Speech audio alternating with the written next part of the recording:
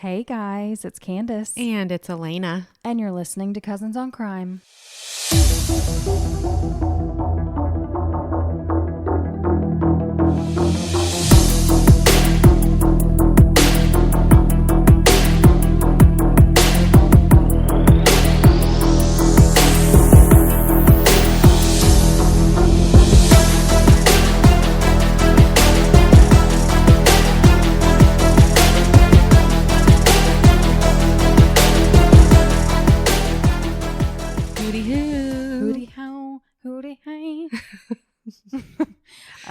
Yeah, I don't know. How are you? I'm good. First, I would just like to apologize for when you walked in the house. It probably smelled like a really big toot because we had broccoli. Because you were eating dog food again? I don't think I didn't notice that. I'm going to have to move that every time you come. Oh, yeah. What a strange place to store your food. I know. It is. She has a big bag of dog food in her kitchen again. Like, Lena. You found me out. I could have brought you something to eat. Yeah. Yeah. Broccoli toots. Yeah. All right. We had broccoli and cauliflower steamed. And so I apologize for the smell. Well, okay. I didn't smell anything. Well, I lit a candle. So hopefully that helped. Yeah, I smell the candle. Okay, for sure. Good. Well, how was your week? And I don't know what day it is. Yeah, actually, it is Monday. So someone it's just started. They were gonna have something to me by the end of the week, and I was like, oh, okay, it's Wednesday. That makes that's acceptable. And then I was talking to Daniel about it, and he's like, wow, that long? And I was like, oh yeah, it's Monday. That's not acceptable. Yeah. That actually is not acceptable.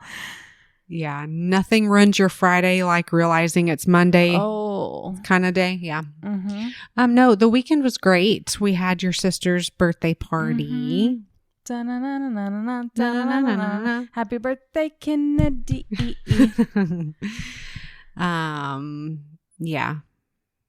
And Saturday, I did absolutely nothing. Good for you. I cannot tell you the last time I did that. And so it felt really good. I did leave the house to go get something to eat. But other than that. But also you're not doing anything because someone else is making your food. Thank you. Good for you. We should all have a day like that. Yeah. Absolutely. Mm-hmm. So, and then Sunday I went to church and then I went to see Unsung Hero. Have you seen the previews for that? I have not. It's about the life and coming up of the Christian band, Christian artist Rebecca St. James, and her brothers are for King and Country. Mm-hmm. Anyway, very moving story. There were some sniffles, so it was good. Go see it. Cool. Mm-hmm. Well, I'm glad you had a good weekend. Yeah. What about you? Just hanging out with I don't really remember. I have those days. I don't remember. The thing is like, I need Daniel to do stuff. Mm-hmm. Like the lawn and like the dog's nails. And mm-hmm. that means I'm with the kids again. Like, which is fine. I obviously love my kids. Yeah. But I'm with them 5 days a week. And the weekend, I kind of look forward to maybe doing something, not being screamed at or hit in the face. So what if you went and mowed the lawn? I'm telling you, I have asked Daniel, show me how to use it. Yeah. I mean, I'm sure I could figure it out. Absolutely. But he's like, no, I love it. Yeah, he has said he loves to doing the lawn. Now the dog's nails, that's not something I want to do. Yeah, I get that. I don't want to get dirty. I don't want to get dog hairy. Mm-hmm. It's just not my vibe. So, gotcha. Yeah. I feel you. Anyways, so I don't really remember. I think Saturday we were really busy doing stuff and there was a lot of laundry. Mm-hmm. I remember laundry, like dirty and clean clothes flying. And yeah. Okay. But Babes. You did eat at Babes. I do remember Babes. And you had lots of leftovers. Oh, girl. Are you still eating on that? I had the most beautiful mashed potato bowl. Oh, yum. Of leftovers. Let me describe it to you. Please. It was a pillowy bed of mashed potatoes. There were cream corn kernels floating off to the one side. Then there was green beans off to the other side. Then there was air fried chicken strips cut up into little bite-sized pieces, sprinkled atop the masterpiece. Oh, yes, girl. And smothered in gravy. It was delicious. That's the way to do it. It was delicious. I just licked the microphone. That's how unhinged I am right now. Anyways, so the story tonight. Please get on. Okay, for today's case, I got my source material from a really good documentary, which I'll link in the show notes, as well as a number of sources written in French and Dutch. That I had to translate. Oh, wow. It was a lot of fun. Y'all got me working over here. So in May of 1995, we're going back to the 90s. Oh, like I said last week, there are a lot of parallels in my case and your case last week. Okay. There was a Belgian couple, Aurore Martin and her husband, Marc Van Beers. Have you heard this story? No. They went on their honeymoon in Calvi in Corsica. Now, Corsica is a beautiful island in the Mediterranean Sea. You've got Rome located to your right, Barcelona located to your left if you're looking at a map. Really cool. It's technically a French territory, but it has some special autonomy that most French territories don't have.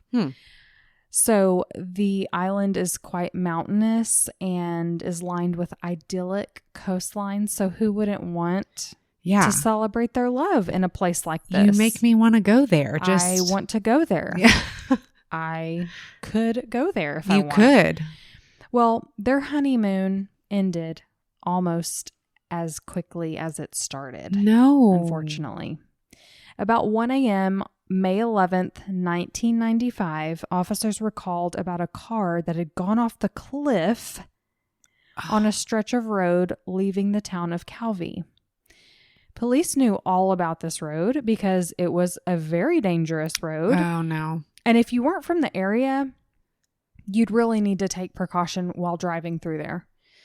It was a road that ran along the coast, and like I said, it was up on a cliff. There were twists and turns with a mountain, the mountains on the one side. I've been to Tennessee and Colorado. Those mountains are scary. Was just about to say. So you've got mountains on one side and a drop off on the other where the ocean is. Oh, it's so make you clench your booty cheeks. I literally in my notes I almost pooped my pants driving on a road like that in a blizzard in Colorado. Yeah. I was going like 10 miles an hour because even though you have your GPS on, you don't actually know in real life how those roads are actually bending. Right. Like you see a curve coming up, but you don't really know. No. So you have to take precaution. And then if there's snow, it takes up part of the road and it narrows. Yeah. I make Chris drive those mountain roads. I can't do it.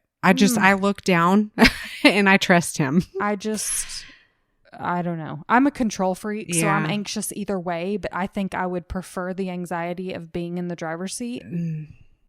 Now, when first responders got to the scene where the car went off the cliff, they saw this woman sitting on the side of the road near the cliffside. She was soaking wet. She was shaking. They asked her what happened, obviously. And she told them that her and her husband had just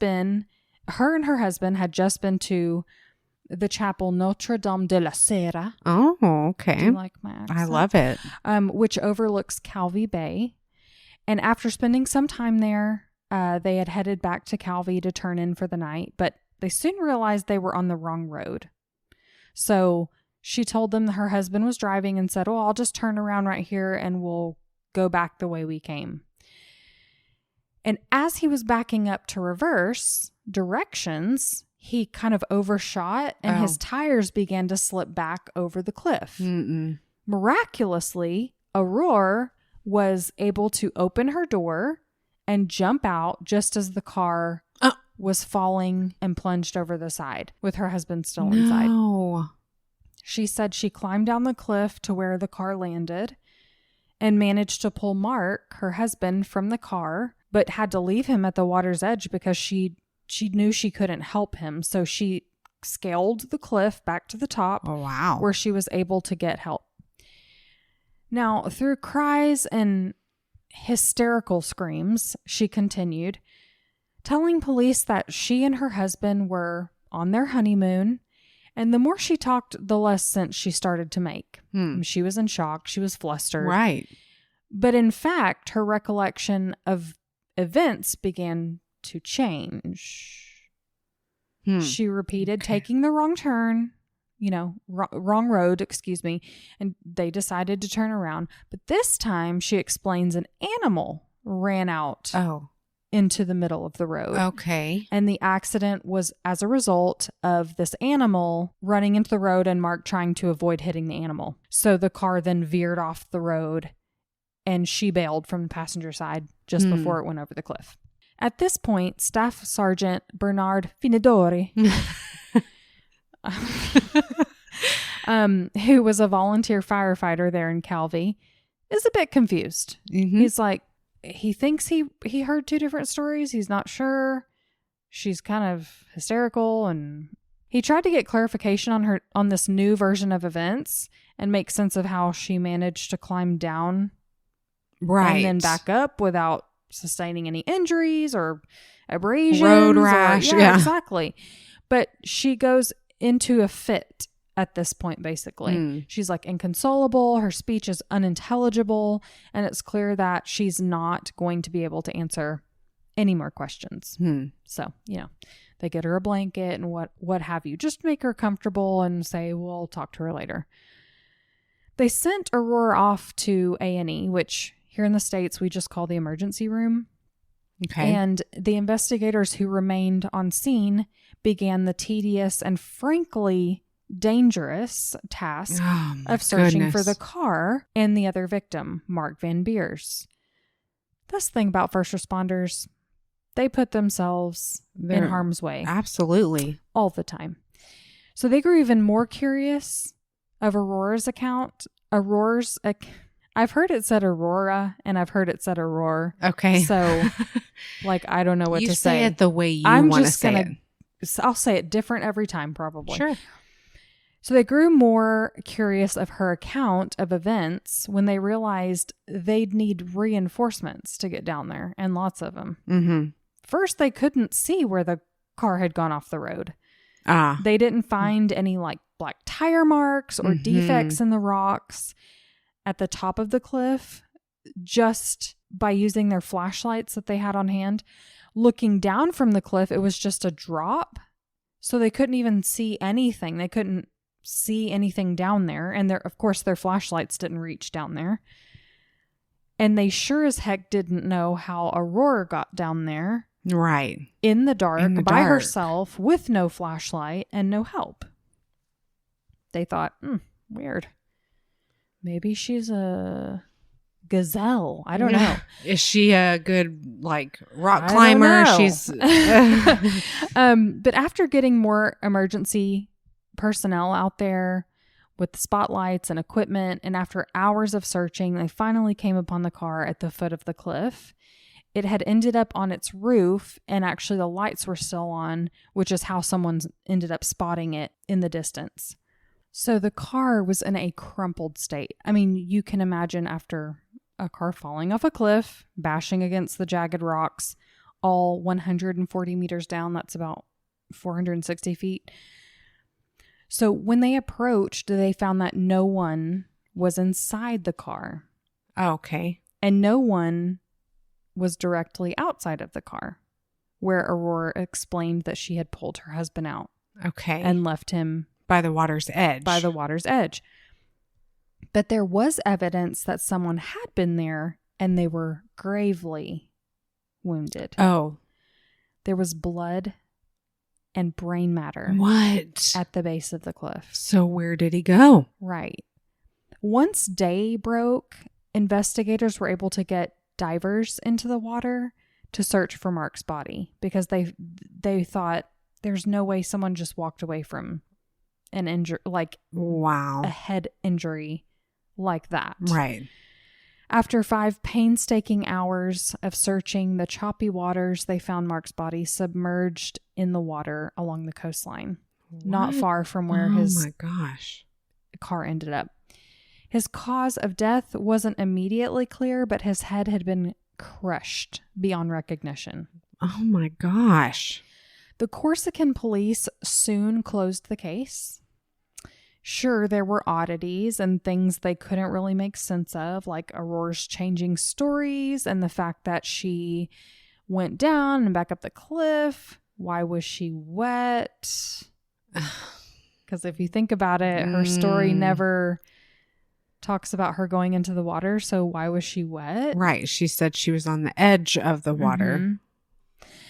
How did she know to take quick action and jump from the car before it went over? Yeah. All of it was strange. Like I couldn't imagine jumping out of the car and letting my husband go down.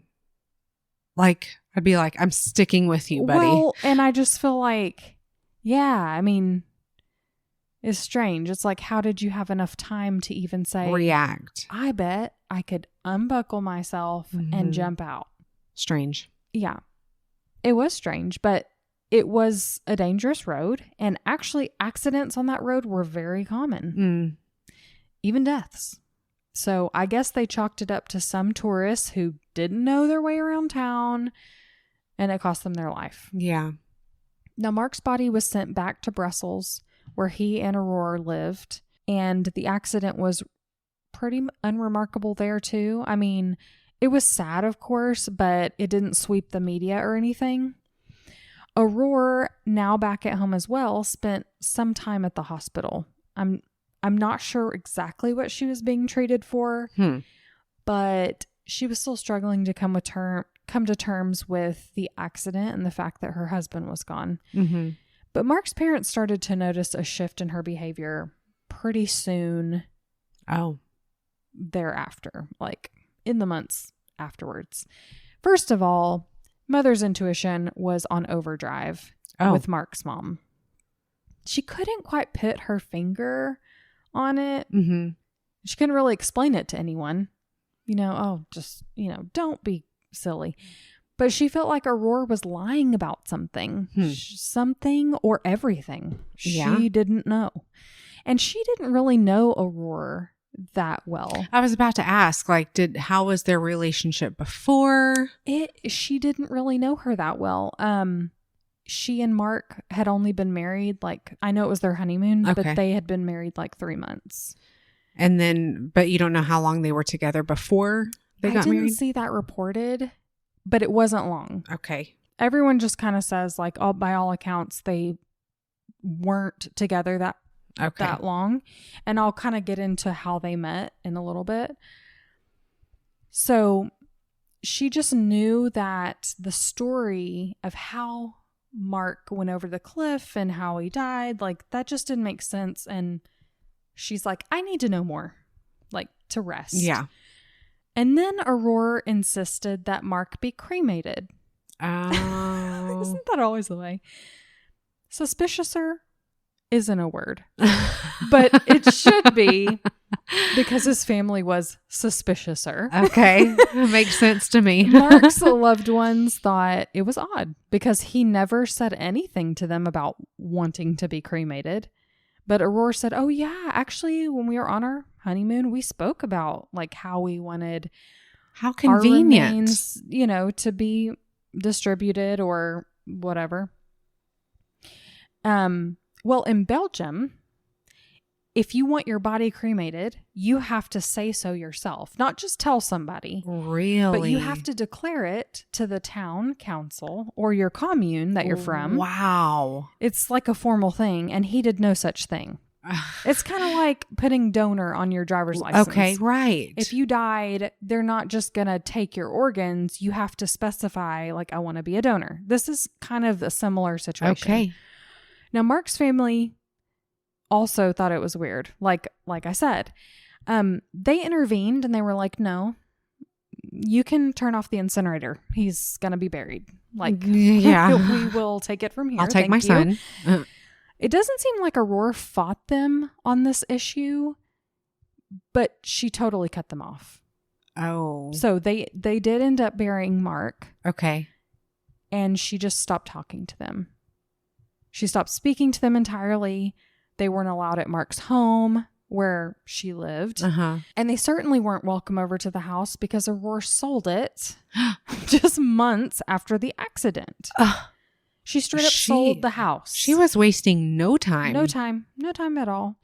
She also got a nose job in this time.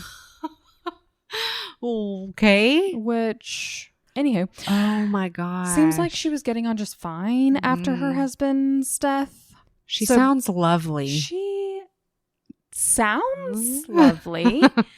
Now, between the sale of Marc's house and his life insurance policy, Aurore made off with about $800,000, like in U.S. currency. Okay.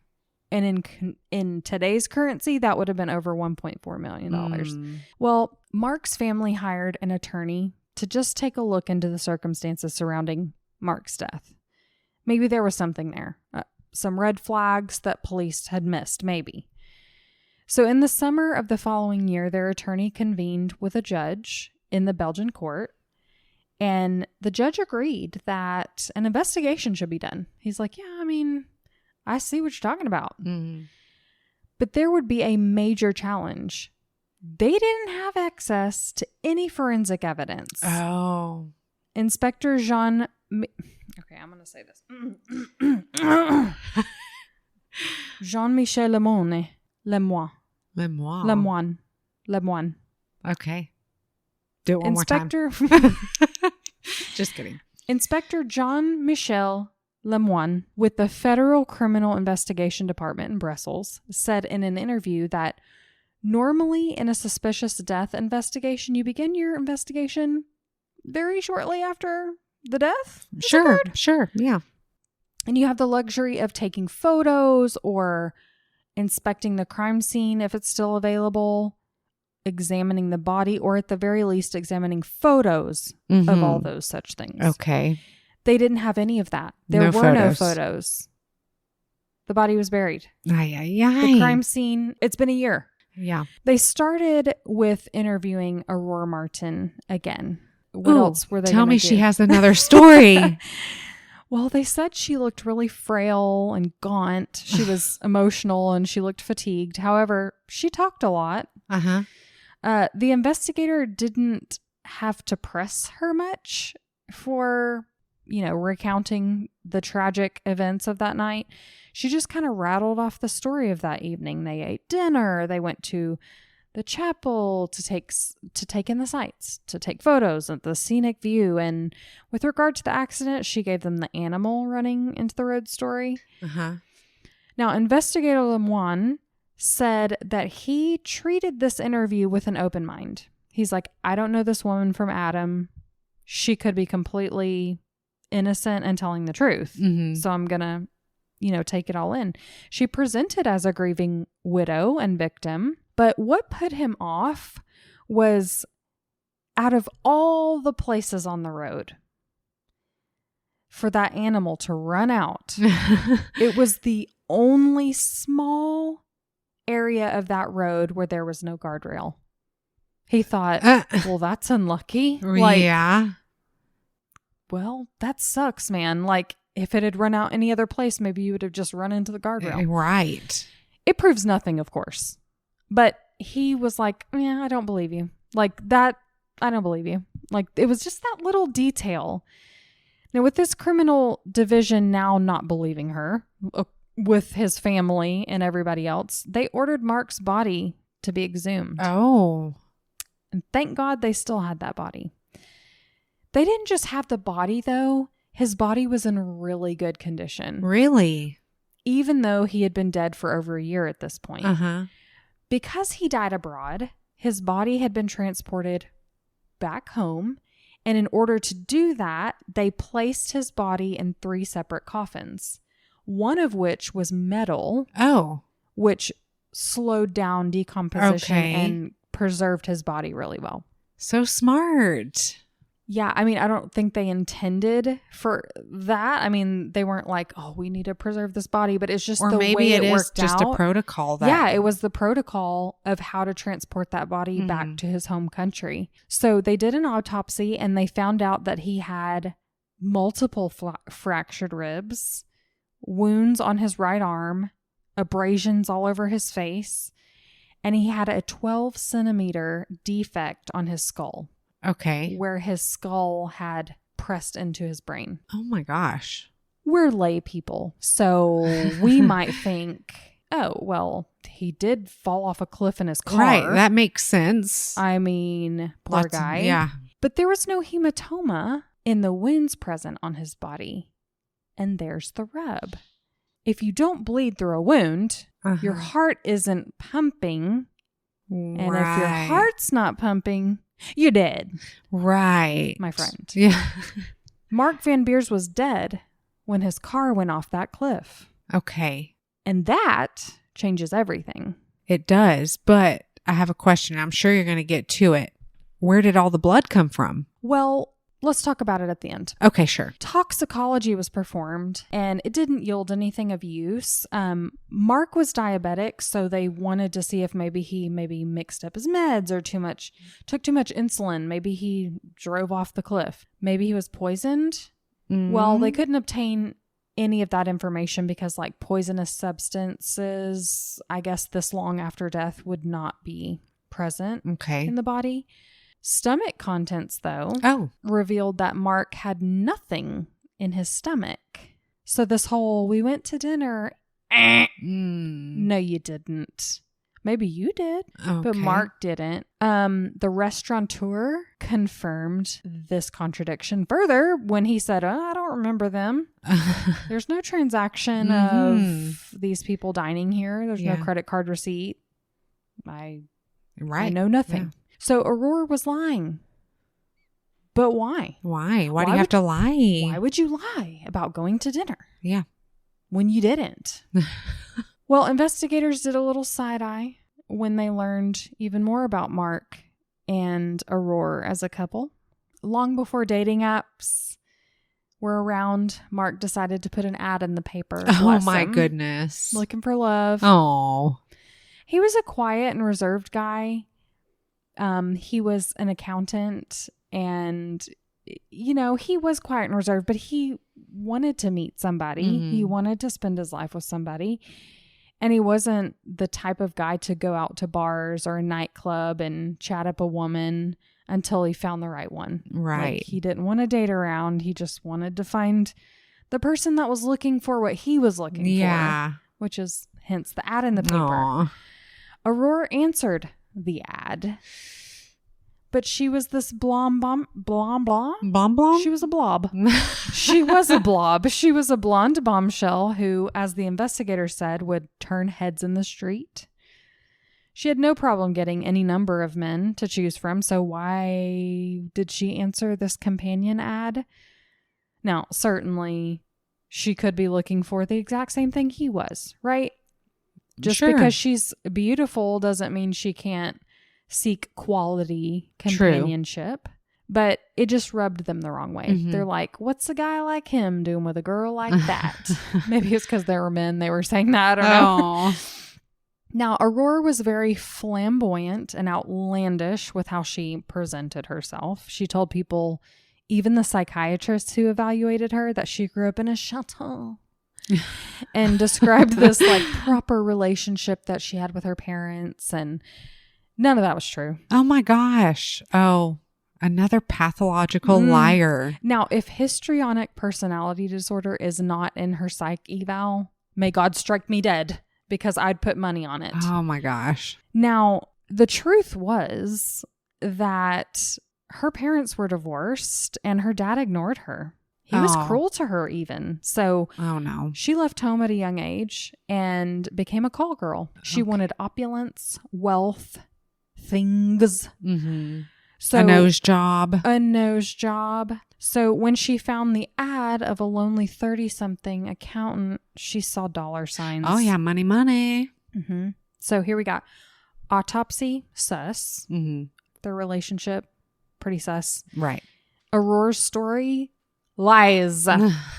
She sits on a throne of lies. Yes. They know she's lying about dinner. They feel like she's lying about the animal running across the road. And when the accident reconstructionist got involved, they knew she was lying about far more than that. Robert Hazan, the accident expert that worked on the case, said the car did not go off the cliff where she says it did. Okay. He said that had it gone off the cliff where she said it did, it would have ended up in the water. And I'll see if I can find a picture to post on our Instagram. Instead, the car went off like 90 degrees from where she says it went over. Okay, interesting. Which means he would have had to hard jerk that car, and nobody reacts that way, is what he's saying. Right. She also says that she pulled Marc from the car. No, sweetie. Your arms would have broken off like twigs. She was a tiny little woman, and Marc was not tiny. Okay. He had some weight on him. Okay. And Marc's body had no abrasions, such as his skin being dragged along the rocks or overshattered glass out of the car, indicating, and plus there were droplets of blood down there. There was not drag marks in blood, as we so often see. Right. So because there were droplets and not drag marks, they're like, well, he would have had to have been carried to the water's edge. How would she have carried him out of there? Yeah. Maybe with help? Oh. So they're putting these puzzle pieces together with fury. They've got their Mod Podge set off to the side, and they're like, as soon as we are almost done, we're going to slather this up and put it on the wall. Okay. And then someone comes forward with a shocking claim. Oh, dun, dun, dun. Aurore's ex-stepmother told police that Aurore confessed to her father that she killed Marc. Oh my gosh. I shouldn't say confessed, because that makes it sound like, Daddy, I did something wrong and I need to tell you about it. No, she was like, nanny boo boo, I killed him. I was about to say, okay, if she didn't have a good relationship with her dad, why would she go say that to him? It was almost like a braggadocious, like, aren't you proud of me for what I did? Oh my gosh, I'm just like you, Daddy. I'm rich now. I can afford the finer things in life. Oh, wow. She planned this whole thing. And she did it with help from her lover, Peter Schmidt. Oh, Peter. No relation to John Jacob Jingleheimer Schmidt. That's not in my notes. I just came up with that on the spot. I love it. You're so funny. So she'd been seeing this man for years. Okay. Aurore told her father that they set the whole thing up that night. Peter parked a car in the middle of the road, and when Marc got to that car, he couldn't go any further. It was in the lane, so he had to pull over to the side. About that time, Peter and another man got out of the car and began beating Marc with baseball bats. Oh, okay. They beat Marc so violently. All the while, he's pleading, please don't hurt my wife. No. Oh, that makes me so mad. Then they pushed the car over the cliff. Oh my gosh. That makes me so mad. Arrest warrants were signed for both Aurore Martin and her accomplice Peter Schmidt for the murder of Marc Van Beers, but they were nowhere to be found. Not in Belgium, anyway. When U.S. Marshals found the couple, they were living it up in sunny Florida. Florida! Where are my Swifties? They were staying in a beautiful, expensive apartment going out on the town, living the high life, as you do in Florida. But once extradited back to Belgium in 1998, they were charged, and the motive was very clear. Money. Mm-hmm. Aurore didn't just inherit his home, which Marc had recently, before his death, signed over to her, by the way. Oh. But she had, Oh my gosh. wait for it, 7 life insurance policies. 7 life insurance policies that she had taken out just a couple months before his death. The life insurance policies out on Marc Van Beers had a clause that if he died by accident, the payout would be doubled. 7 life insurance policies. So stupid. So that screams your case from last week. Yes. And Corey Richins. If you guys listened to our episode on the death of Eric Richins, 7. Why do they take out so many life insurance policies? Do they really think... that's just worth $500,000? Ew. I'm going to need more. Ew. I mean, by all means, if you're going to kill somebody. But 7? Let's get real. Goodness. Let's talk more about Aurore. I don't know your name. It doesn't matter. And Peter's relationship, because she's on her honeymoon with a man that is not Peter. So how did they come to know each other? At trial, the prosecution admitted that the timeline of when they met was a little hazy, but according to one of their friends, they had been acquainted since 1991. Okay. 4 years before she marries Marc Van Beers. They met in Germany, where he was from. Aurora adored him. And he was like, you need a nose job. He didn't say that, but I mean, like, oh no. According to Peter himself, he was like, she was gung-ho. She was like, oh, let's be in love. Let's get married and rule the world. And he was like, yo, chill. Let's like hang and stuff and like steal stuff and rule the world. But like, you're coming on a little strong about the marriage thing. All right.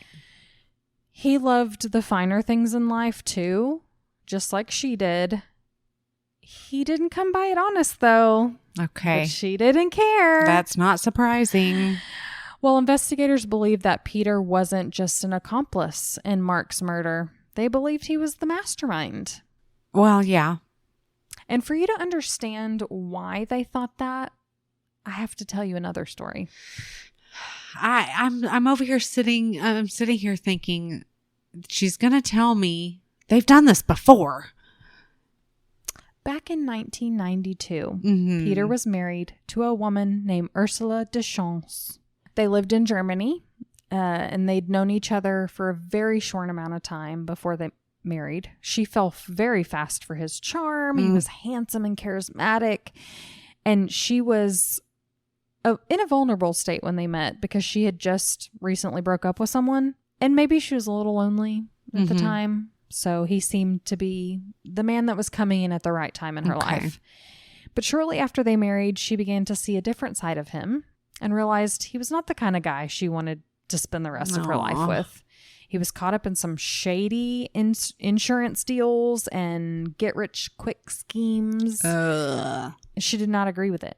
She didn't just not agree with the crimes, but she grew a bit scared of him. Aww. And she asked her sister to come stay with them and stay with her in Mons, where her and Peter lived. That's so sad. It is sad. Now, her sister explained in an interview that Ursula was so fed up that she was about to give the police a statement about the recent scam he'd been involved in regarding car theft. And she told Peter as much. She said, I'm telling you. You either sign these divorce papers and let me out of this marriage, or I'm going to go to the police with what I know. Very soon after that, and just 5 months after they were wed, Ursula drowned in a tragic car accident. Oh. You see, she became trapped inside when their car had veered off the road into the Mons Canal. Huh. Wow. When police arrived on scene, Peter told them that they had been driving and suddenly went off into this canal. He was able to get out of the car right before it sank. Oh. But he couldn't find Ursula. In fact, first responders went down into the water and couldn't find Ursula because she wasn't in the car. Oh my goodness. At the time of the accident, Ursula's family couldn't believe that he made it out and she didn't. They were like, she's smart and you're stupid. Like, she's a great swimmer. Oh. And if it was possible for him to escape, surely. They thought surely she would have. Mm-hmm. They really did think that she did escape, but was hiding out somewhere. Oh. Because remember, she was scared and like all this stuff was coming up. She wasn't in the car. Wow. After the accident, yeah, they thought she swam to shore. She's hiding out. She's going to call us when she feels safe enough to do so. Oh my gosh. But sadly, 3 days later, they found her body. Mm. Ursula's family were obviously crushed, but also they didn't believe she died in an accident. Mm-hmm. She dies in an accident 2 days before she's meant to give the police a statement. Okay. About Peter's crimes? No. Mm-hmm. No. And now police were giving Peter the fisheye because they felt like Peter was a bit too calm for having just lost his wife. Not just losing his wife, but everyone reacts differently to the death of a loved one. But he'd narrowly escaped death himself. Uh-huh. So surely he would have had some kind of adrenaline at the time, like right after the accident. Yeah.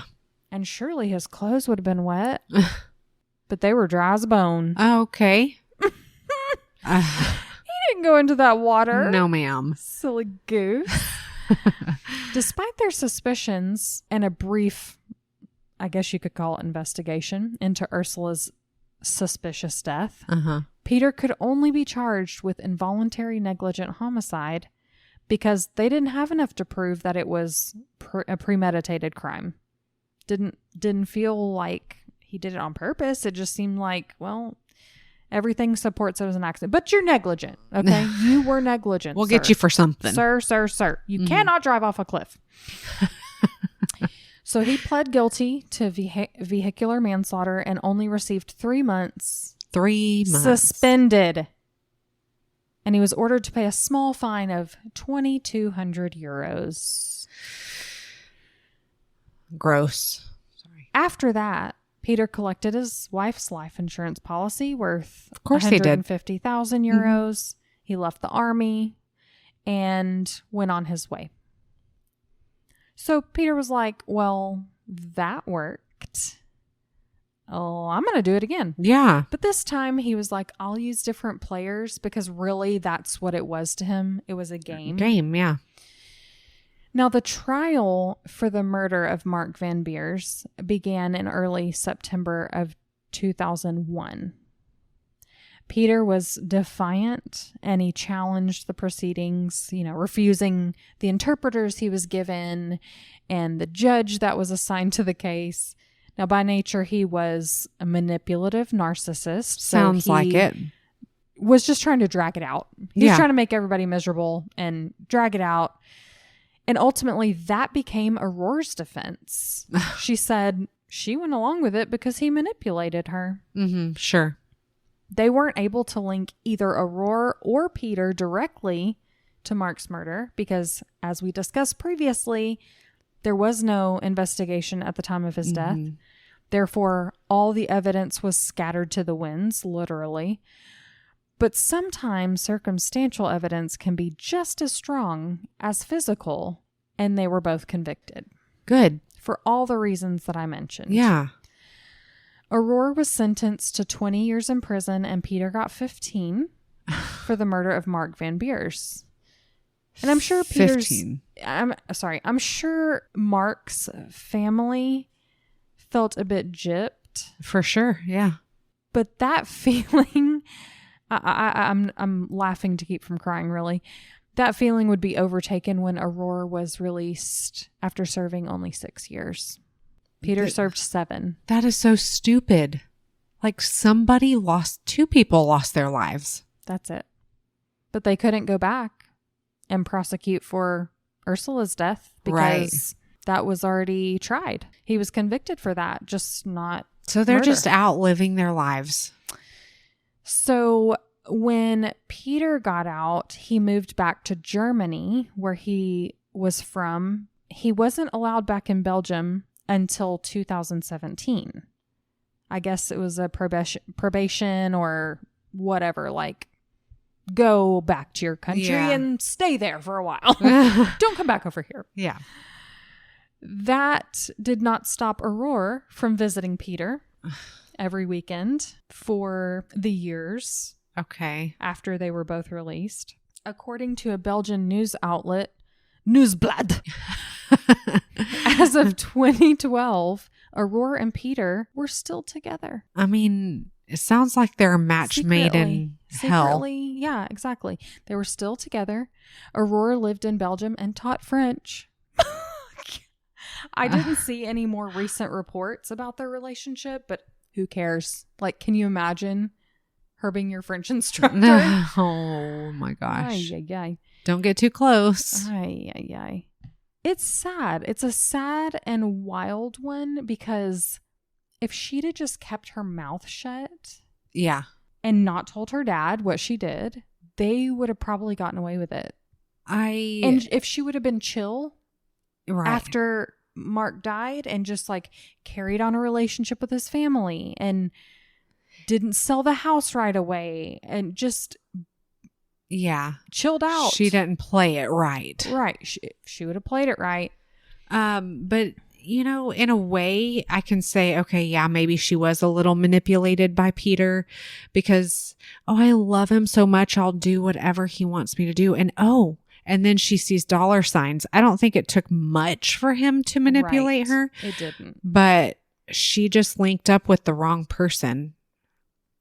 And I mean, it sparked something in her. And yeah. And I think like she was the personality type to do, like, to lie and do. And that's probably why she didn't get along with her dad. Exactly. And she probably would have lied and cheated and maybe even stolen.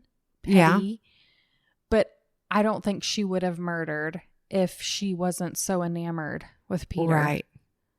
And he was just, he played her like a fiddle. Yeah. I mean, in court, he downplayed their relationship. He was like, she really wanted to be with me, but I, totally downplayed it all. I can't stand it. That's so gross. Yeah, it is gross. It always amazes me when people commit the same exact crime. Yeah. I know. I got away with it. Exactly. So, but it's like, you got away with it. So go about your business. Yeah. Like, but no, greed. I mean, it is greed. It is absolutely greed. Yeah. But that's all I got for you tonight. Wow. I mean, would you even want more if I had it? No. No. Makes me mad. I know. Well, so, yeah. That's it. Well, thank you for telling us of that sweet life, and I rest in peace. And poor Ursula. Like, I know. She was young. She was really young. She was just like, she had so much going on and like so much ahead of her. Mm-hmm. And he just preyed on her. Yeah. Look out, guys. Keep your eyes peeled and your hearts guarded. That's all I got to say. Marc and Ursula. Yes. Well, thank you. That was great. Let's do it again sometime. Let's do it. We'll see you next week, guys. Bye, y'all. Bye now. Thank you for listening to Cousins on Crime. If you're enjoying our podcast, please consider leaving us a positive review and rating.